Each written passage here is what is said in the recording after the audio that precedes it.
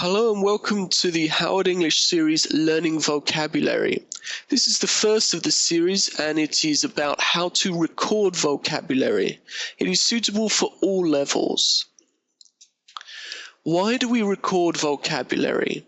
Well, you need to carry a notebook or some kind of vocabulary book for many reasons, but let's look at 3 of those reasons in detail.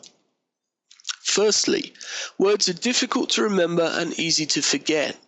You will see words again and again in reading, and you will listen to words again and again that you forget very quickly. Why is this?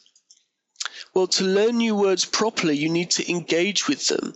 It's not enough just to check it in the dictionary or for someone, a friend or a teacher to tell you the meaning once. You need to hear it a couple of times, you need repetition, and you need to engage with the word by producing it yourself, by using it. Then you will strengthen the connections between your memory and that word. Also, words do not occur alone. They always appear in sentences. So it's very difficult for you to learn words from lists. Often you will see lists of specific words for exams, and you have to try and learn like 20 or 30 words. This is very difficult to do, and then even if you understand the meaning, they are very difficult to use because you don't know in what context, with what preposition, and at what time you should use them. We're going to have a look now at how we can record one word to help us remember it forever.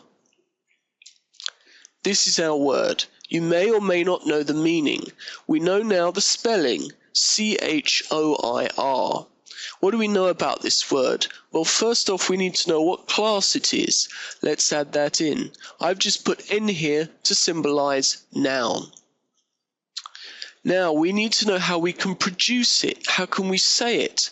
So we put in some phonetics. Here, choir, choir.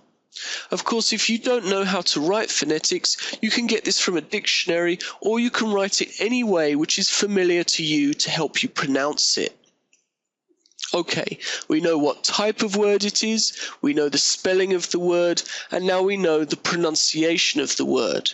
So, let's have a look at how we're going to explain it in more detail, the meaning of the word. Firstly, very simple, what most people do, translate it. Here I've chosen a Spanish translation, coro. However, if it doesn't have a translation in your language, this could be a problem. But mostly you will find, especially with a concrete noun like this, there will be a direct translation. Secondly, a definition. Now you can copy a definition from a dictionary, but I would prefer that you use your own brain to create an original definition in English. This will force you to engage more with the word. Here I've written a group of singers who sing in a church. Mostly. This means there may be other definitions or other times when this group of singers do not sing in a church. Thirdly, an example. Here we have, my friend is singing in the church choir this Sunday. It's a simple example, it's easy to remember, and it shows how you can use choir in a sentence. So this example should also be made by you. Yes, this idea is to engage more with the vocabulary. Finally, collocation. Which words occur often with choir? Here I've chosen the word church. It's a simple collocation, but it will help you to spot this word within reading and also for you to use this word when you produce it, either writing or speaking.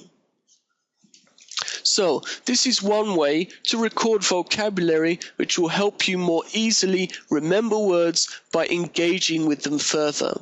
Of course, it does take a lot of time and effort, but these words will stay with you. You won't have to keep repeatedly checking them again and again and again.